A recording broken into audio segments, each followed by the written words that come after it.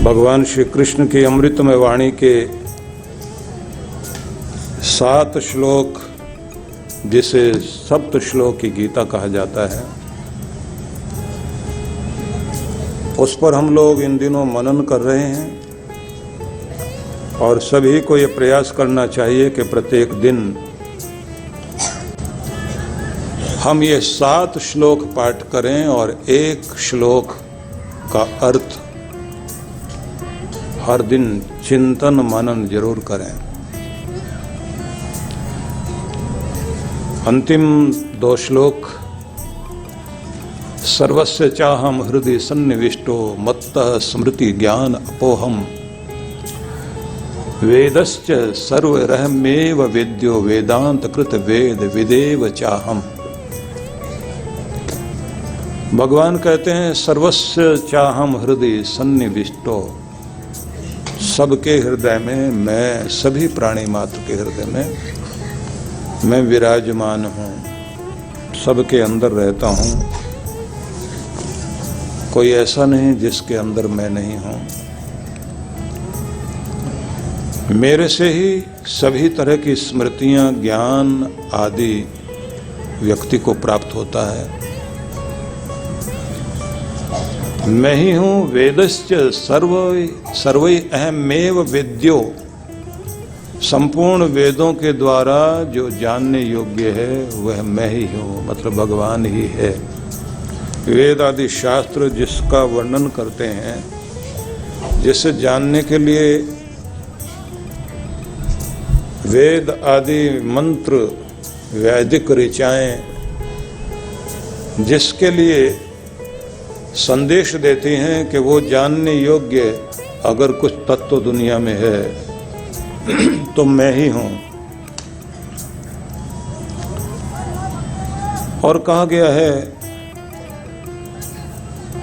इस समस्त वेदों का जो रहस्य है, वेदांत जो है, उसका कर्ता, उसे देने वाला और उसका संपूर्ण ज्ञान रखने वाला मैं ही हूँ, मतलब भगवान से ही सब ज्ञान मनुष्य को आता है। तो सबसे पहले तो ये जानिए कि आपका शरीर भी एक देव मंदिर है। जिब्रान ने कहा था कि तुम्हारा शरीर तुम्हारी आत्मा का सितार है। यह तुम्हारे हाथ में है कि उसे आप मधुर बजाते हैं या कर्कश बजाते हैं। इस सितार से वो मधुर तान निकालो कि जिससे परमात्मा की ध्वनियाँ प्रकट हो सकें। सबको सुंदर अवसर मिला है और इस देवपुरी में परमात्मा विराजमान है, तो इसे पवित्र रखना और इसके अंदर अपनी भक्ति और ज्ञान का दीप जलाए रखना। भक्ति और ज्ञान की रोशनी में ही अपने परमात्मा की छवि का दर्शन हम लोग कर सकते हैं। तो हर दिन व्यक्ति को जहाँ खुद का चिंतन मनन करना चाहिए, वहीं सत्शास्त्रों का पढ़ना और उनका मनन करना ये भी आवश्यक है। आपके घर में वेद, उपनिषद, गीता, रामायण आदि पवित्र ग्रंथ जरूर होने चाहिए और समय निकालकर आप उन्हें जरूर पढ़ें। जब जब आप उन्हें पढ़ते हैं, निश्चित रूप से आपको कुछ न कुछ अलग तरह से अमृत की प्राप्ति होती है। वहाँ की प्रार्थनाएं बड़ी अद्भुत हैं। वैदिक प्रार्थनाएं हैं, यत्र ज्योति रजस्रम यस्मिन लोकेश्वर हितम, जहाँ तुम्हारी प्रेम की ज्योति जल रही है और जिस लोक में तुम्हारा स्वर्ग बसता है, जहाँ तुम्हारा आनंद फैल रहा है, तस्मिन माम धेहि पवमान अमृते लोके अक्षिते। हे पवित्रतम परमात्मा, मुझे तो उसी लोक में लेकर चल जहाँ तेरा अमृत बसता है। इंद्रा इंदो परिश्रव, मेरे जीवन की पवित्र धाराएं नदी की तरह बहती भी तुझ सागर से मिल जाएं। परमात्मा, तू मुझे अपनी ओर लेकर चल। वेदों के ये मंत्र हैं जो हमें दर्शाते हैं कि प्रत्येक व्यक्ति को वैदिक ज्ञान पढ़ने और सुनने के बाद अपने हृदय में वो ज्योति ज्ञान की जगानी चाहिए, जिससे हमारी धारा भगवान की ओर मुड़ जाए। जो समय आपका सेवा में बीता, दान पुण्य में बीता, ज्ञान में बीता, सत्संग में बीता, वही आपकी सच्ची उम्र है। इसलिए कभी कभी हम ये देखते हैं कि किसी महान पुरुष से जब हम लोग पूछते हैं कि आपकी उम्र कितनी है, तो 80-90 साल के होने के बाद भी वो अपनी उम्र को 22-23 साल की उम्र बताते हैं। जब उनसे पूछते हैं कि इतनी उम्र आप बता रहे हैं, आप तो बहुत ज़्यादा उम्र के लगते हैं, तब वो कहते हैं कि जीवन के बाकी वर्ष तो बेकार में बीत गए, जो भगवान की याद में बीते हैं वो तो 23 साल ही है, तो उम्र तो वो है, बाकी तो सब खो गया। जो मिट्टी में मिल गया उसे क्या याद करना। जो समय भगवान से मिला, भगवान से मिल गया जो समय, उसके चरणों में अर्पित हो गया, बस वही उम्र हमारी उम्र है, उसी को याद करो। बाकी को याद करने से कोई फायदा नहीं। कितनी भी कमाई की हो, जो भगवान की और सही राह में लगी हो, कमाई तो आपकी वो है। नहीं तो कोई भी कमाई नहीं, क्योंकि छूटेगी तो यहीं, सब कुछ तो यहीं देकर जाना पड़ता है। भगवान की दी हुई सारी अमानत यहीं लौटानी पड़ती है। शरीर यहीं पाया तो इसको भी यहीं छोड़ना, और शरीर के साधन जो जोड़े गए, इसकी रक्षा करने के लिए, खिलाने पिलाने के लिए, इसके लिए जो छत दीवार मकान आदि थे, सब भगवान एक एक करके सबका चार्ज ले लेता है कि जो जो तुम्हें दिया था सब रजिस्टर में लिखवाओ, ये भी था तुम्हारे पास, ये भी था, सब दो। और आदमी आखिर में दोनों हाथ फैला के कहता है भगवान कुछ नहीं मेरे पास, खाली जा रहा हूँ। तो सब छोड़ के जाना पड़ता है। लेकिन जब आया था तब जरूर मुट्ठी बंद होती है, तब वो कहता है कि कुछ लेकर आया हूँ। पूछते हैं क्या लेकर आया, तो कहता है अपनी किस्मत लेकर आया हूँ दुनिया में, बस उसी को कैश कराऊंगा यहाँ आकर। और फिर किस्मत लेकर जो आता है वही उसको फिर प्राप्त होता है। इसलिए ये कहा जाता है कि प्रत्येक व्यक्ति को कर्म योगी बने, ज्ञान योगी बने, भक्ति योगी बने, संन्यास योगी बने, लेकिन उसे योगी जरूर बनना चाहिए, क्योंकि योगी वह व्यक्ति होता है जो अपने आनंद में जिए और दूसरों के लिए भी आनंद को फैलाए, वही है योगी। अपना आनंद भी बनाए, अपने आनंद में जिए और दूसरों को भी आनंद, दूसरों के जीवन में भी जो आनंद बनाए रखे, जो खुद दुखी रहे और दूसरों को भी दुखी करे, वो वियोगी है, वो विभक्त है, वो भक्त नहीं है। जो अन्याय का विरोध करे और न्याय स्थापित करे, वो योगी। और जो अपने अंदर के विषाद को मिटा दे, समाज के विषाद को मिटा दे, खुद में भी प्रसाद ला दे और समाज में भी प्रसाद, प्रसन्नता फैला दे, उसी को कहते हैं योगी। वही है परमात्मा का भक्त। अपने स्वयं में प्रसन्न रहे और समाज को भी प्रसन्नता दे, समाज के भी दुख को मिटाए और अपने भी दुख का निदान करे। जो खुद ज्ञान में रहे, रोशनी में रहे और दुनिया को भी रोशनी दे, ऐसे व्यक्ति को ही भक्त कहा जाता है, ऐसे व्यक्ति को योगी कहा जाता है। और जिनको ऐसा योग प्राप्त होता है वही लोग सच में भाग्यशाली होते हैं। तो ऐसी कृपा जब मिल जाए आपको, तो मानना चाहिए कि हमें परमात्मा का आशीष मिल रहा है। तो इसलिए सब लोग निश्चय कर लें कि कितना समय हर दिन भगवान को देंगे। एक तो कंजूसी वाला समय हो सकता है, वो इतना हो सकता है कि 24 घंटों में से 24 मिनट भगवान के लिए निकालो। इतना तो सब कर ही सकते हैं। और अच्छा हो कि कम से कम 40 मिनट का समय हर दिन दिया करें। 40 मिनट सुबह दें और 20 मिनट शाम को दे दें। 1 घंटा भगवान के लिए रख लें, तो इससे तो अच्छी बात ही नहीं हो सकती।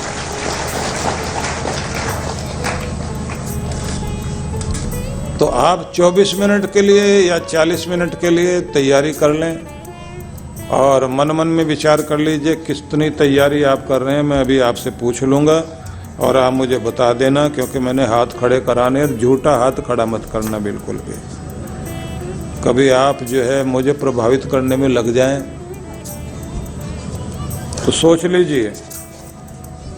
सोच लिया सबने, तैयारी कर ली। अब 24 मिनट या 40 मिनट जो भी आप खुद से वायदा करते हैं, तैयार हैं तो फिर हाथ खड़ा कर दीजिए। बहुत अच्छे लोग रहते हैं यहाँ पर। बहुत बहुत आशीर्वाद आप सबको, बहुत अच्छी बात है।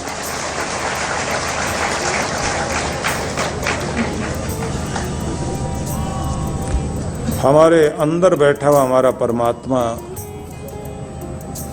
ये जरूर महसूस करता है कि इसको मैं याद हूं या नहीं हूं। जिसे वह याद रहता है तो भगवान उसे दया जरूर करता है।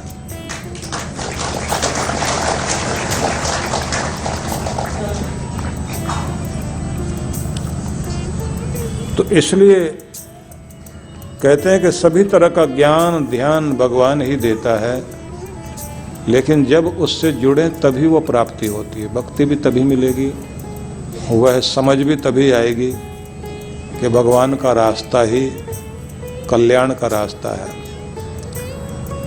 तो इन दिनों क्योंकि नया वर्ष सामने आने वाला है और आप लोगों को नए वर्ष के लिए खुद को नया बनाना है, क्योंकि वर्ष कोई भी नया नहीं होता। जब आप नए होते हैं तो आपके लिए वर्ष नया होता है।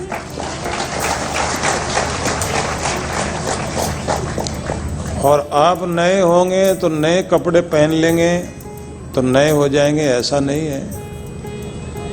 जब मस्तिष्क आपका नया होगा और विचार आपके नए होंगे, सोच आपकी नई होगी और लाइफस्टाइल जब नया होगा तो समझ लेना आप नए हो गए और आपका वर्ष भी नया हो गया। तो पेन डायरी आपके पास हो तो कुछ चीजें लिख लेना और उन पर आपने विचार करना है।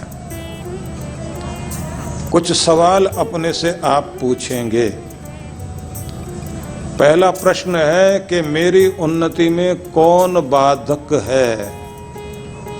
मेरी तरक्की का दुश्मन कौन है? बाहर वाले या अंदर वाले? तो समझ में एक बात आ जानी चाहिए कि और लोग बाधा पहुंचाते होंगे, ये तो सच होगा, लेकिन हमारी आदत भी तो बाधा पहुंचाती है। तो कौन सी ऐसी आदत है जो मुझे आगे बढ़ने नहीं देती, मुझे घसीट कर पीछे लेकर आती है? उसको आपने ढूंढना है और उसका पक्का इलाज करना है। पक्का नोट कर लीजिए। अभी किसी भी उम्र में आप अपना भला करने के लिए तैयारी कर सकते हैं। अब दूसरा सवाल आप करेंगे अपने आप से, मैं जिनसे मिलता हूं क्या वो मेरी उन्नति में साधक हैं या बाधक? अगर साधक हैं तो फिर उनसे मिलना ठीक, और अगर बाधक हैं तो अब उनकी दोस्ती मुझे नहीं चाहिए।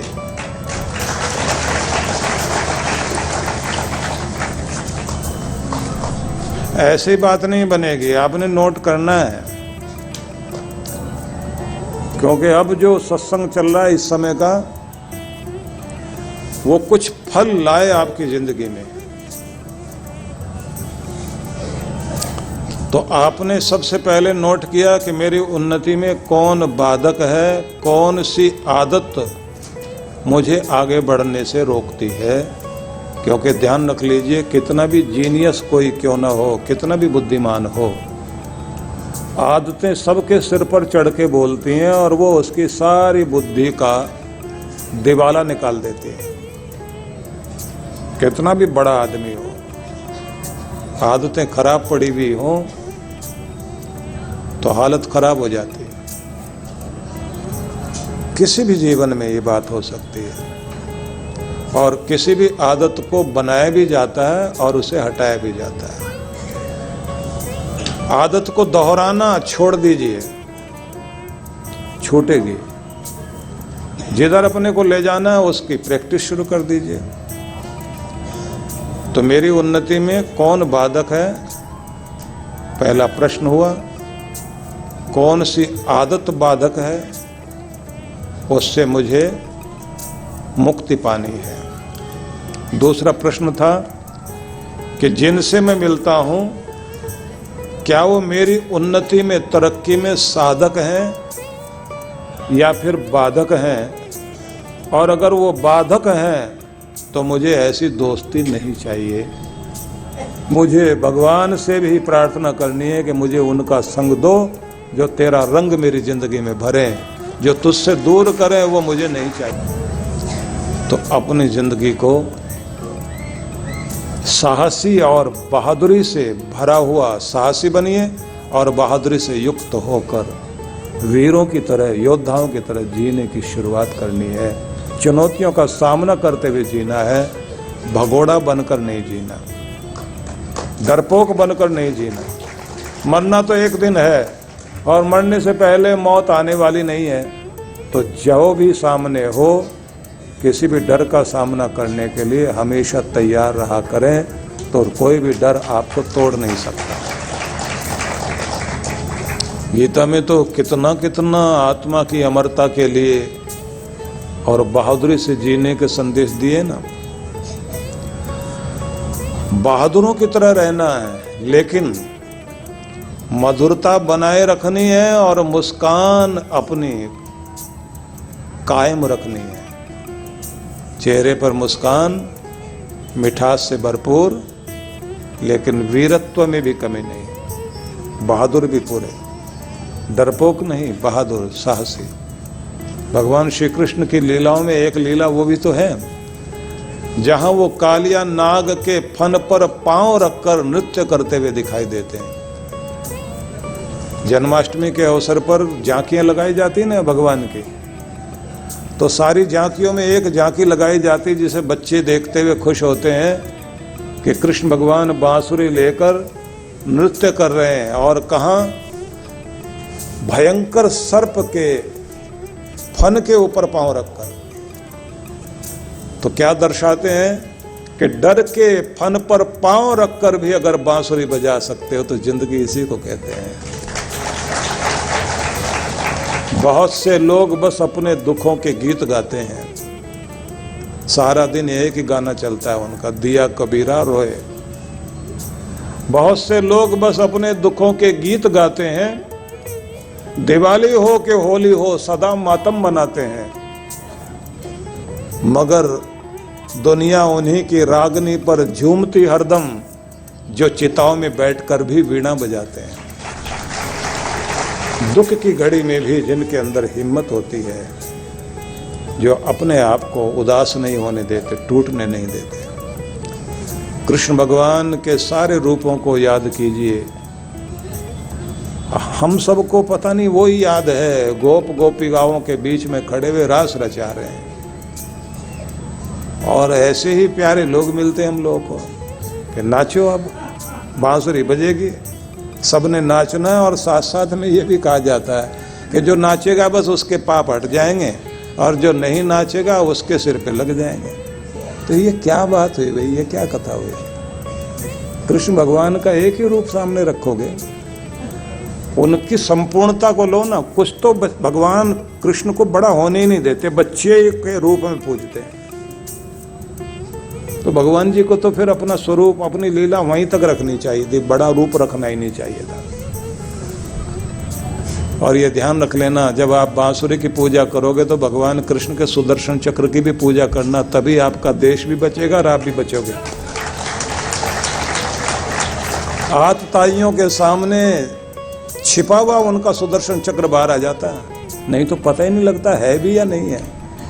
बांसुरी बजाते नजर आते हैं ना, लेकिन जब देखते हैं ना कि दुष्टता हद से आगे जा रही है, तो फिर निकाल लेते हैं अपना बार, क्या है मेरे पास। इसलिए ताली बजाना भी आना चाहिए और ताल ठोकना भी आना चाहिए, तभी तो बात बनती है। झुकना भी आना चाहिए और झुकाना भी आना चाहिए, बात माननी भी आनी चाहिए और बात मनवानी भी आनी चाहिए, तभी तो आप सुरक्षित रहोगे। इसलिए डरपोक के लिए कहीं भी सम्मान नहीं है, कायरों के लिए दुनिया में कहीं भी स्थान नहीं है। वीर भोग्या वसुंधरा, इस दुनिया में वसुंधरा का आनंद भोगेंगे वीर लोग। बिजनेस भी करने बैठे आप, अगर जोखिम लेना आता आपको तो तरक्की करोगे, नहीं तो आप कहाँ रह जाओगे।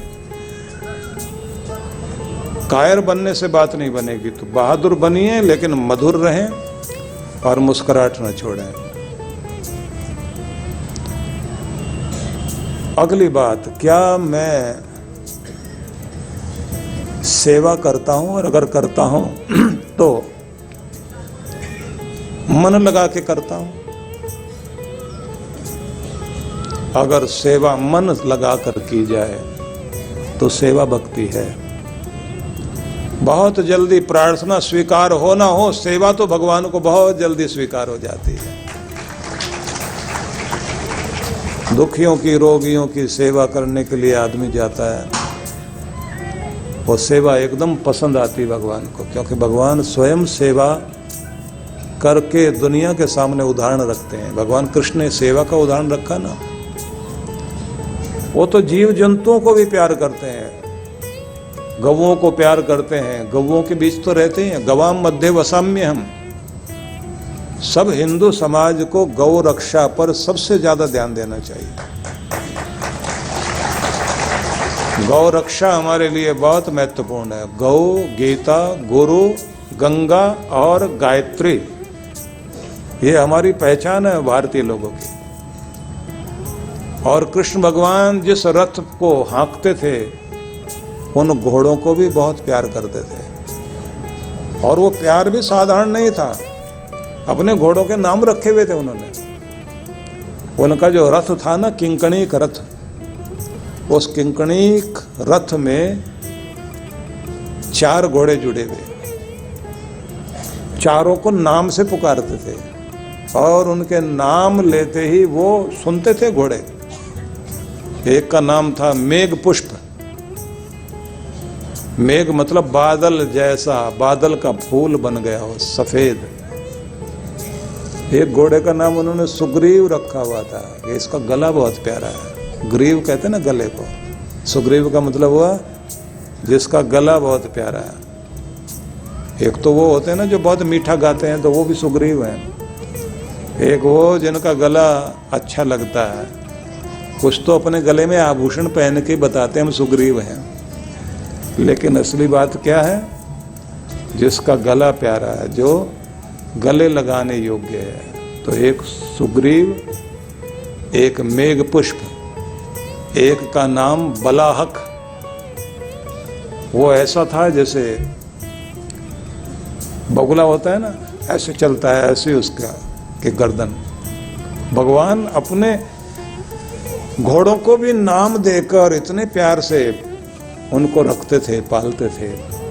सेवा भी कितनी। भगवान श्री कृष्ण ने राजसु यज्ञ में तो भोजन परोसने और थाल उठाने, ऋषियों के चरण धोने, इस तरह के सेवा कार्य किए। और रथ हाँकना भी उस समय कोई बहुत अच्छी चीज नहीं मानी जाती थी, लेकिन भगवान ने सारथी बनना स्वीकार किया। और ये भी याद रखने वाली बात है कि जिंदगी में स्वार्थी नहीं बनना, हो सके तो किसी की जिंदगी का सारथी बनकर जीना चाहिए।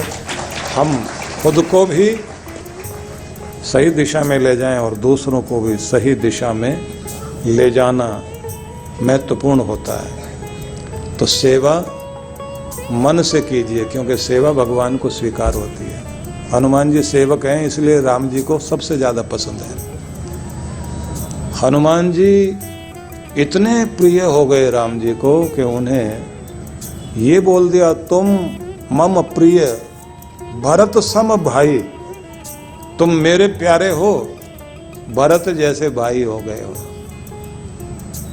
सेवक को इतना बड़ा सम्मान दिया, क्योंकि हनुमान जी को जो भी सेवा दी गई इतनी खूबी से निभाई। सेवक का फर्ज केवल सेवा ही करना नहीं, वो सेवक होने के साथ सैनिक भी हैं, लेकिन साथ में इतने अच्छे नायक भी हैं। सीता जी की खोज का कार्य दिया गया। सीता की खोज के लिए गए तो लंका में जब गए तो सीता जी को ढूंढने के लिए सारे प्रयोग किए उन्होंने। रावण के महलों में सब जगह ढूंढा, और जब देखा कि यहाँ कहीं भी सीता जी नहीं है, तो सुबह सुबह जब सूरज की पहली किरण आने ही वाली थी, आसमान में लाली आई हुई थी, तब उन्होंने आंखें बंद करके सोचा कि ये समय है जब हमारे देव पुरुष आर्य लोग सुबह बैठकर साधना करते हैं, भगवान का संध्योपासन करते हैं। तो कहाँ करना चाहिए? अपाम मध्य तस्थिवांस, जलों के साथ जाकर बैठना। उपवरे गिरिनाम संगमे च नदी नाम दिया विप्रो जायत। पर्वत या नदी या वन, ऐसा कोई भी भाग हो, प्रकृति का सुरम्य वातावरण जहाँ पर हो, ऐसी जगह जाकर अपना हृदय भगवान से जोड़ना होता है। तो उन्होंने देखा एक नदी, छोटी सी नदी थी, उसके किनारे किनारे चले, और आगे एक सघन वन था और उसी के साथ एक उपवन था। उस उपवन में सुंदर सुंदर फूल लगे हुए, और एक अशोक वृक्ष के नीचे एक दिव्य मूर्ति को बैठे हुए देखा, और उनको समझ में आया कि ये लंका वाली महिला नहीं दिखाई देती, ये तो यहाँ से अलग दूसरे किसी देश की महिला है। और जैसे निकट गए तो समझ में आ गया कि यही सीता जी है। मतलब आप सोचिए, सेवक को जो लक्ष्य दिया गया उसे परखने के लिए बुद्धि भी उतनी होनी चाहिए। अब उसके बाद वो क्या सोचते हैं, सीता जी को मैसेज भी देना है, विश्वास भी दिलाना है।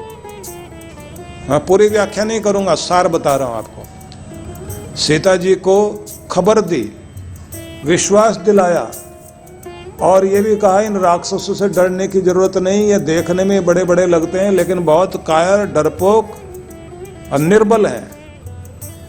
और उन्होंने वहीं पर उखाड़ पछाड़ करते हुए सारा वन उपवन उजाड़ा और रावण के बेटे को मारा, और सब में घबराहट पैदा करने के बाद सीता माता को यह दर्शा दिया कि अभी तो मैं अकेला आया हूँ, बाकी फौज पीछे है, सब आने वाले हैं, और आपकी फिक्र लगी हुई सबको। विश्वास दिला दिया, मैसेज दे दिया। लेकिन उसके बाद भी उन्हें लगा अभी काम पूरा नहीं हुआ। रावण और लंका में ये पता लगना चाहिए कि अगर रावण ने कुछ गलत किया है तो पूरी जनता के अंदर एक बात फैल जाए कि दूसरी तरफ से लोग आ रहे हैं, अब यहाँ कुछ बड़ा होने वाला है। उसके बाद जैसे लंका को जलाया और रावण के सामने भी अपनी शक्ति प्रदर्शन कर दी, तो ये सब क्या था?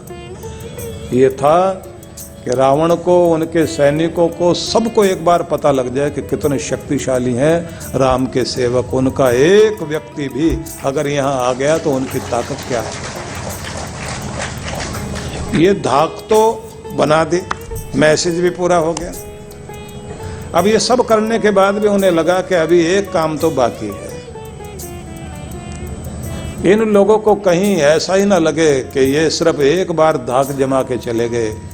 राम जी का रास्ता आसान बनाना है, और आसान तब बनेगा जब यहाँ का कोई महत्वपूर्ण आदमी राम जी से मिलेगा। उसके बाद विभीषण को भी ढूंढ लिया,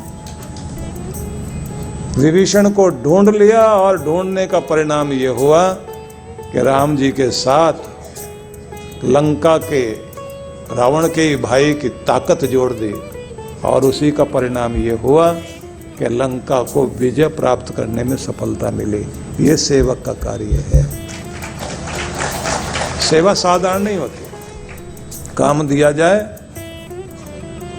कैसे पूरा करना है, सारी बुद्धिमत्ता प्रयोग करे, और प्रयोग करने के बाद मार्ग आसान बनाए, और उसके बाद कमाल की बात देखिए, वापिस लौटे हैं हनुमान, तो जिस अपनी टीम को समुद्र किनारे बैठा कर गए थे, भाई तुम लोग यहाँ रुको, मैं अकेला जाकर आता हूँ, उस पूरे दल को अपने साथ लिया और ले जाकर राम जी के पास जाकर कहा, मेरे दल के द्वारा, मतलब मेरी टीम के द्वारा ये कार्य संपन्न हो गया। ये नहीं बताया कि मैं ही गया, निकम्मे यहीं बैठे रहे और जैसे मैं आया मेरे साथ साथ चल के यहाँ आ गए, ऐसा कुछ नहीं बताया। अपनी पूरी टीम को सम्मान दिया कि मेरी टीम के द्वारा ऐसा किया गया, और खुद शर्माते हुए पीछे खड़े। और जब राम जी को सारी वस्तु स्थिति पता लगी, तब कितना प्यार हनुमान के ऊपर उमड़ा। बस वहीं से समझ लीजिए, जब ये कहते हैं तुम मम प्रिय भरत समभाई, ये एक साधारण घटना नहीं है कि राम जी के हृदय में जाकर बस जाना। सेवक जब दिल में बस जाता है तो समझ लीजिए उसकी सेवा पूरी हो जाती है।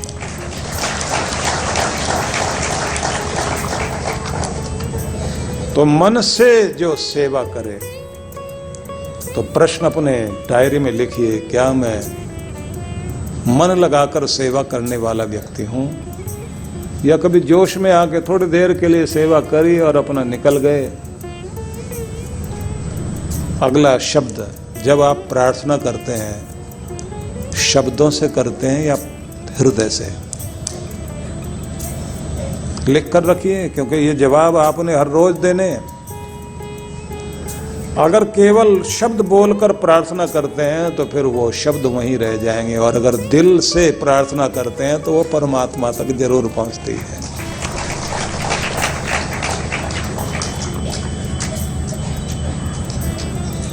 अगला शब्द, क्या आप किसी के गुणों की तारीफ करते हैं, और अगर करते हैं तो क्या ईमानदारी से करते हैं?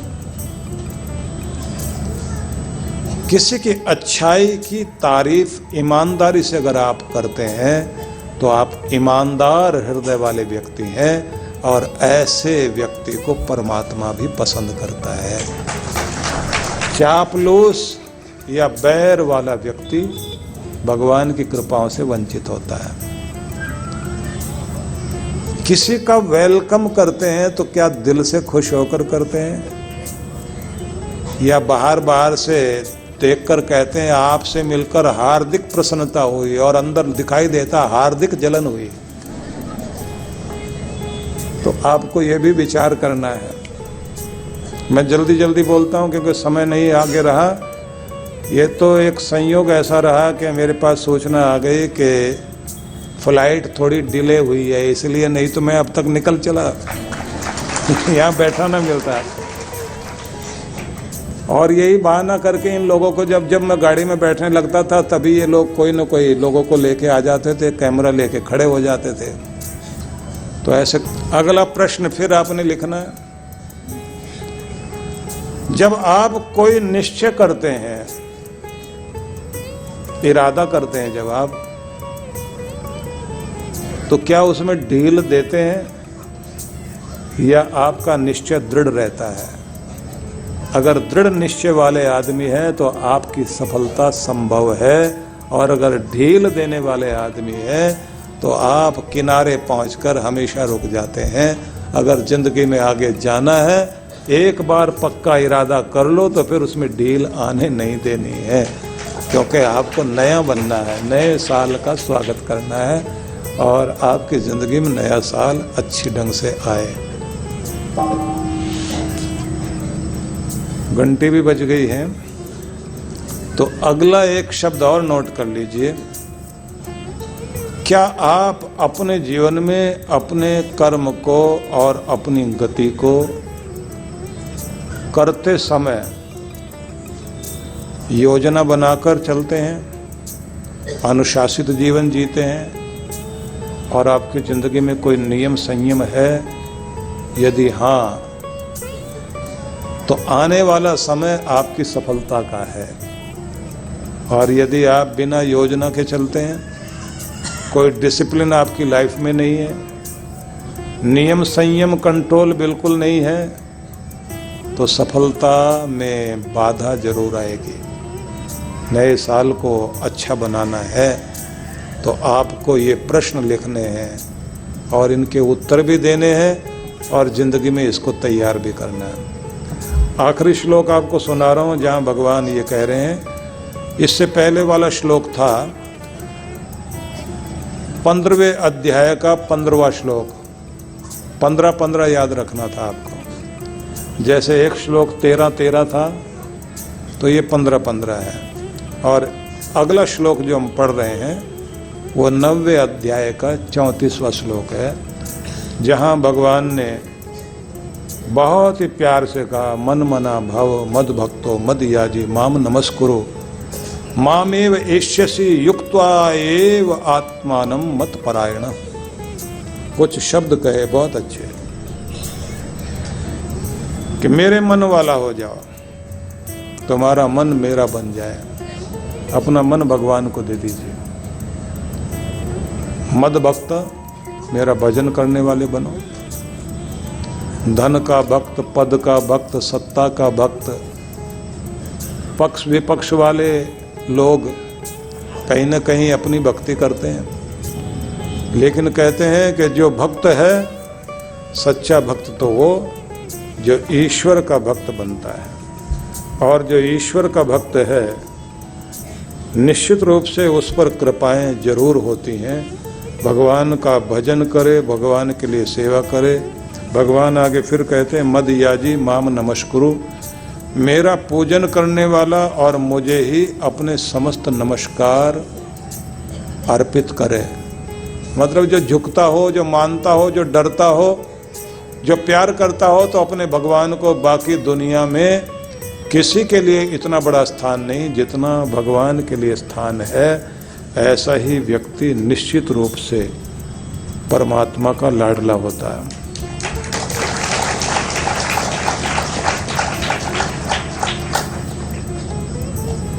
ये भक्ति ईश्वर की है,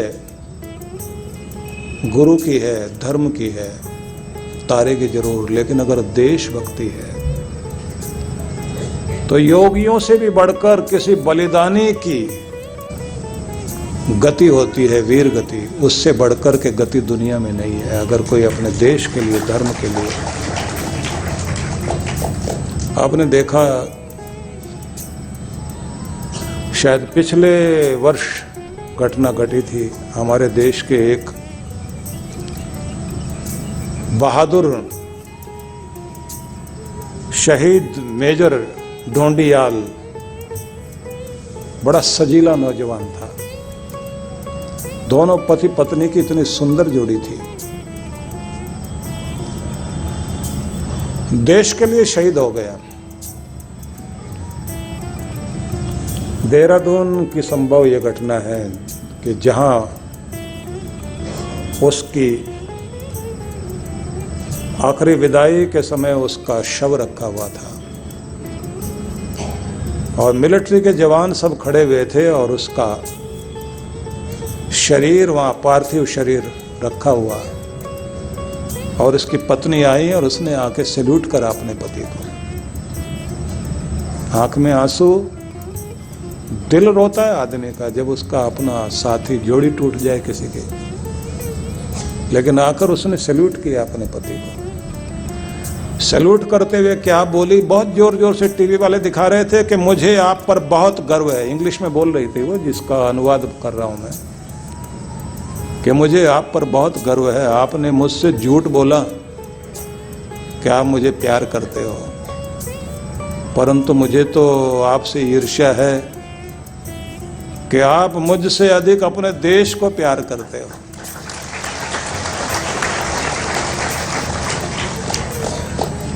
आपने अपने जीवन का बलिदान उन लोगों के लिए किया जिन्हें आप जानते भी नहीं हो, और मुझे तो जानते भी थे, मेरे साथ रहते भी थे।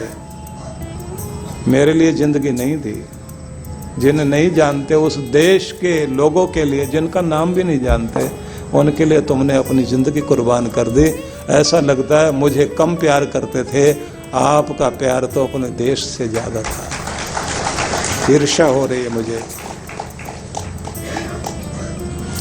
आपको अपने पति के रूप में पाकर मैं आज बहुत गौरवान्वित हूँ। कि ऐसा पति मुझे मिला जिसने अपने देश के लिए अपना बलिदान दिया, क्योंकि वो अपने देश को प्यार करता था, इसीलिए तो ये वर्दी पहनी और इसीलिए तो जाकर के देश की सीमा पर खड़ा होकर अपने देश के लिए लड़ा। सोचिए, आदमी जिस समय विदाई की ऐसी घड़ी में हो जिसका पति चला जाए और जवानी में चला जाए। कुछ समय पहले ही तो शादी हुई थी उन लोगों की, और ऐसे समय में अपने पति के शव को देख करके और ये बोल रही हो, और वो कहती है, मैं सभी उपस्थित जनों से आग्रह करती हूँ, आप मुझसे सहानुभूति न करें। हे पतिदेव, आप हम सभी से कहीं अधिक उपस्थित लोगों से बड़ा स्थान रखते हैं, क्योंकि आप हमारे गौरव हैं। मैं आपको प्रणाम करते हैं कि आप जैसा पति मुझे मिला। जो उसने बोला वो शब्द लिखकर मैंने अपने पास रखे। यह इतिहास है कि भारत की वीरांगना है। अगर पति ने बलिदान दिया है तो पत्नी ने भी साधारण बलिदान नहीं दिया। कितनी बड़ी भावना है उसकी। आपकी भक्ति आपको महान बना देती है। भगवान के प्रति हो या देश के लिए हो या धर्म के लिए हो, सच्ची भक्ति करके देखिए आप कहां से कहां पहुंच जाते हैं। इसलिए निवेदन करना चाहता हूं, भगवान कहते हैं, मद भक्तो मद याजी माम नमस्कुरु। मेरा भक्त बन, मुझे नमन कर। जब तू मेरे पारायण होकर चलेगा तो निश्चित रूप से मुझे ही प्राप्त हो सकेगा।